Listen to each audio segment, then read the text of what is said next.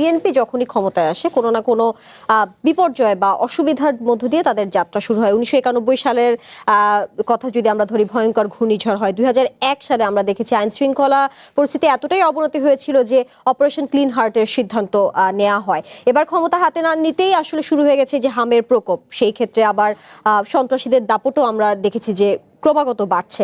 জননিরাপত্তা প্রশ্নবিদ্ধ আইন শৃঙ্খলা বাহিনীর অবনতি, যেটি নিয়ে আপনি বলছিলেন, শিশু ধর্ষণ, যেটি এখন আসলে খুবই আলোচিত একটি বিষয়।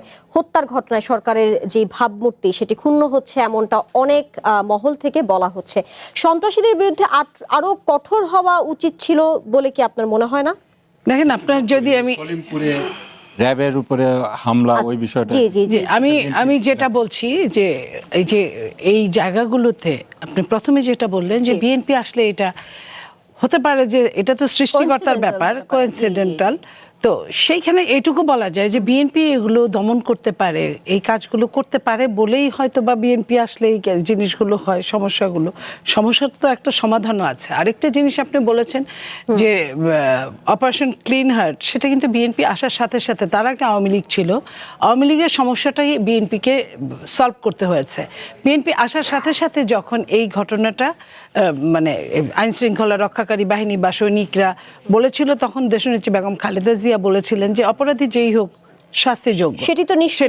সেটা তো দমন করেছে, এবং দমন করতে গিয়ে নিজেদের অনেক ক্ষতি হয়েছে। এটা বলতে চাই যে 5 বছর যেহেতু আওয়ামী লীগ ক্ষমতায় ছিল, তারা কিন্তু মামলাগুলো বিএনপি নামেই করেছিল।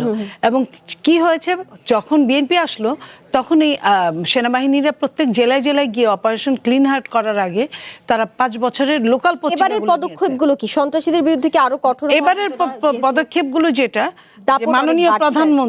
মাননীয় প্রধানমন্ত্রী ইতিমধ্যে মিরপুরে যে হত্যাকাণ্ডটা হলো রেপের পরে, তা সেইটা নিয়ে কিন্তু বলেছে 1 মাসের মধ্যে এই বিচারটা হবে, এবং বিচারটা সর্বোচ্চ শাস্তি মৃত্যুদণ্ড যদি হয় মৃত্যুদণ্ড হবে, সর্বোচ্চ শাস্তি এটা ঘোষণা করেছেন উনি নিজেই।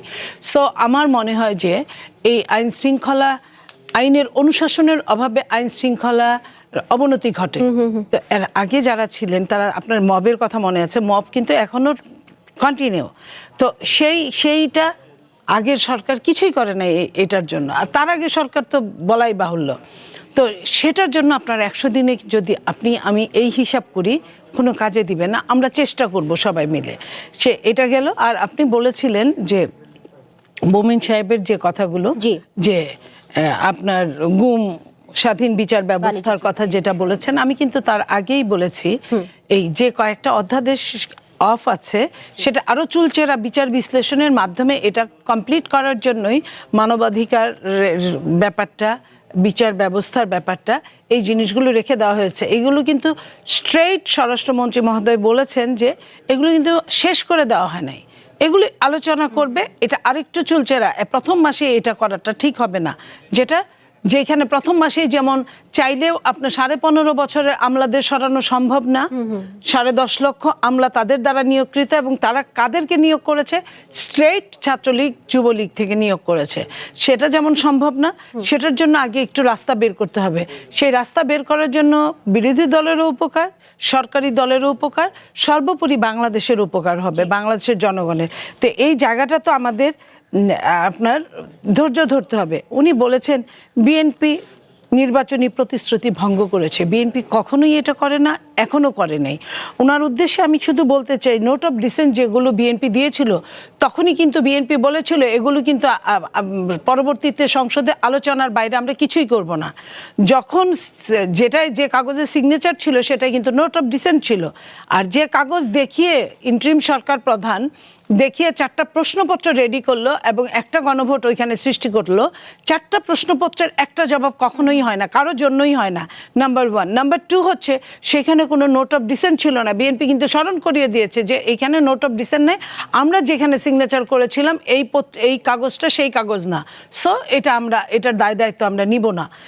তখন যেহেতু সামনে ইলেকশন ছিল, ইলেকশনের জন্য অনেক কিছু তখন উজ্জ্ব করে যেতে হয়েছে। বাট ইলেকশনের পরে দেশটা যখন এখন গণতন্ত্রের দিকে ধাবিত হচ্ছে, সেইখানে অবশ্যই চুলচেরা বিচার বিশ্লেষণের প্রয়োজন আছে বলে আমি মনে করি।